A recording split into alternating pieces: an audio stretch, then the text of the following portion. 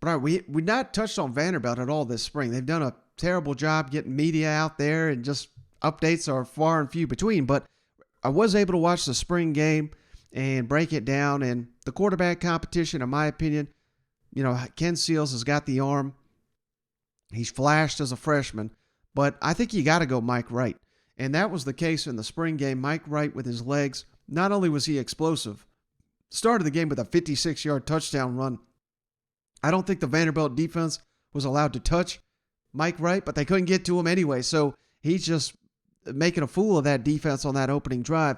I think Mike Wright might be the most explosive player, not just at the quarterback position, but on the entire roster for the Vanderbilt Commodores. And again, that's not taking away anything from Ken Seals, who has an elite arm. But I just wonder if Vanderbilt, having all the issues they have on the offensive line, can you really roll out a more prototypical passer, or you got to go with the guy that can be special with his legs? Ken Seals, a much better passer than Mike Wright, but he's going to be running for his life, whoever the quarterback is out there. So, Ken Seals, he did convert a nice fourth and 2 in the second quarter, led a touchdown drive, several good passes on that drive. He did have a flea flicker play, though, wide open touchdown, getting rushed, bad overthrow, would have been a wide open touchdown. So not the cleanest of performances for Ken Seals. And then how about this true freshman here, which I had not heard much about him, A.J. Swan, true freshman, early enrollee. He looks legit. I don't think he's a threat to unseat Mike Wright or Ken Seals as a starting quarterback there in Nashville, but it's fascinating. The Vanderbilt, they struggle to put a competitive team on the field here, but they looks like they got 3 quality quarterbacks, which is more than a lot of good SEC programs can say. So, hey, credit to the Commodores for having some depth at the game's most important position there. Other observations, number 14, Will Sheppard. He looks like a legitimate go-to option there at receiver. Going to be the man there for the Vanderbilt Commodores, making some tough catches. And it was not unique to the spring game. From what I hear, he's been doing that all spring during all these scrimmages. So Will Sheppard, he was already a big-time playmaker for you. I think he's going to be your go-to guy. The offensive line, still an issue, which is obviously a huge red flag here. It's been an issue for a number of years, but the reality is, if you know football, it takes time with the offensive line. It's a very developmental position group, and losing guys to the portal left and right sure ain't helping things there on the west end. So Vanderbilt offensive line is still going to be an issue based on what we saw in the spring game. I had kind of forgotten this, but Vanderbilt's returning about 95% of their rushing yards from last season. So, hey, there's a lot to like about Vanderbilt's offense taking that next step. Patrick Cheek Smith, number 4, he looked like the best running back out there. Rocco Griffin, we've seen him make plays in the SEC. And the former Temple transfer, Ramon Davis, he's back for another year.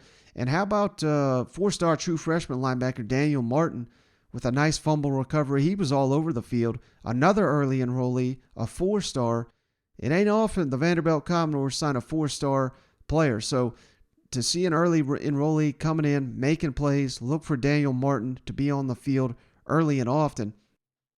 And maybe the biggest eye-opening thing I saw in the Vanderbilt spring game, the defense was pretty atrocious last year, which is not what you expect under Clark Lee. It looks like they finally got the mentality that they want under Clark Lee.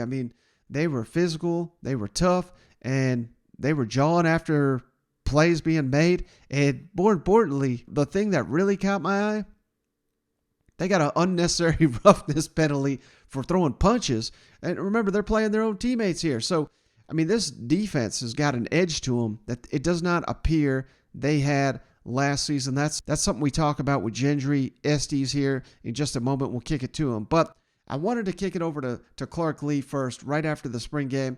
Talked about the aggressiveness of his defense this spring, what he saw, what he liked from that unit, and the quarterback competition exiting the spring. How's that going? And then finally on Mike Wright and his incredible playmaking ability back there under center. Yeah, to that, you had a lot of gang tackling, some big hits and things that I know you want to see. How pleased were you with that aspect? Yeah, look, we're going to play against great competition, and we're stronger together. And so when the ball gets in space, how fast are we closing space, and how many hats are we getting to the ball? That's going to be the name of the game. And when you do that, turnovers happen, which we saw today.